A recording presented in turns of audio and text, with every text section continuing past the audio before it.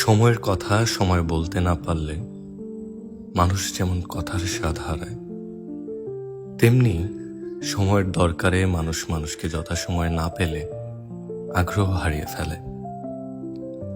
পরবর্তীতে ওই মানুষটাকে পেলেও খুব একটা স্বস্তি কিংবা উদ্দীপনা জাগে না আর।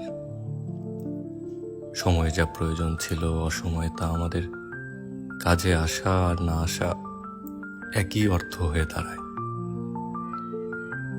আমরা কথা জমাই মানুষের জন্য মানুষ, আমরা স্নেহময় প্রেম জমাই, অপেক্ষার চাদরে বসে থাকি স্টেশনের পর স্টেশন। কিন্তু যখন অপেক্ষারাও ক্লান্ত হয়, কাঙ্ক্ষিত উদ্দেশ্য অধরাই থেকে যায়।